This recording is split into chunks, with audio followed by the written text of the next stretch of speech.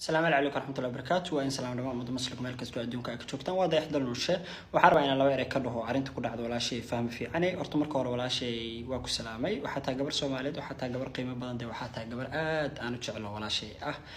tan labaad waxaan rabaa inaan ku dhaho aniga laba mid un baa kugu waanin lahaa waxaan kugu waanin lahaa marka wax kugu dhacaan adiga waxa leedahay go'aanka ah inaad weak noqoto oo qof daciif noqoto oo ma aragtay fiiriye bis waxyaabaha negative-ka dadka yani maanka yar waxay ku sheegaan waxa kale oo leedahay go'aan ah inaad gabar strong woman noqoto oo dadka qiimaha leh ee wanaaga leh ee fiican ee maxaa lahayd shay aaminsan wax dhici karaan positive-ka ah hadalkooda inaad qaadato labadaas saako adiga taas xukumo waxaanan aniga ahaan kugu waanin lahaa maanta waxa fiirsaa berita haday waxaan kugu dhici lahaayeen ka daran dadku say wax yeeli lahaayeen qofkii maanta berito ku garab istaagi lahaa iyo qofkii maxaa la sheeg maankiisu gaaban yahay oo berita ka soo horjeeya yani dadka kala baro waxaan rabaa kale intaan laba eray halkan ka dhaho horta dadka caanka ah hornimo horta Soomaalidu waxa ku soo badata dadkii magaca caanimada sheeganay waxaana dhibaatada Soomaalida markaan nahay anaga dadkeena caanka mostly waxba kuma toorno dadaan waxba ku toorneen oo shaqo gaar ah ahayn bacaan iska haba maxaa la ku jirtay dadka iyagoo dad caanayaan bacaan haday doonaan ha ku soo noqdaan yani nooc kasta waji kasta ay hadda caan u noqdaa sida doonta ku ahaa laakiin walaalayaal marka caantiin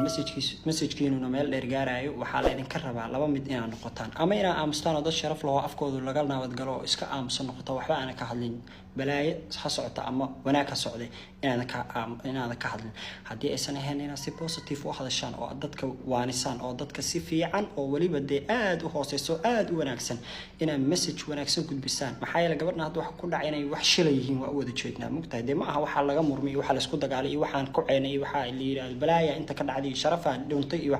wax la dhahmaa walaalayaal ama dadku si wanaagsan u waaniyo oo dadku meel uga soo baxo dadkeena caanka ah hadda because intaas oo gabdhood maanta gabadhan ka sii daran gabadhan waa shil waxeeda laakiin gabadhan ka daranaa jiraan mugtahay hadda ummadii si waaleysan magacii caanka ahaa ayaa wuxuu noqday magaca la isku toogto sanadkan faanti yani dadka caanka ah waxay noqdeen ama inay dadka ku jeesjeesaan walaalayaal CV-ga dadka waliba hadda wax caanayo dhan CV-ga dambe markii la soo fiiriyo waa garanayna mugta marka gabadha dhalinyarada ah maskaxda ayaa laga waalin fahmo iyo hore u soo walaashay baa tahay wax walba waa dhacaan adduunka wax aanan dhicinin ma jiro wax walba samayso ilaahay baa kugu xisaabtamaayo waxa doonta ahaa qalad iyo sax laakiin Soomaali madaxa aysan ka wareerin go ahead bye bye bye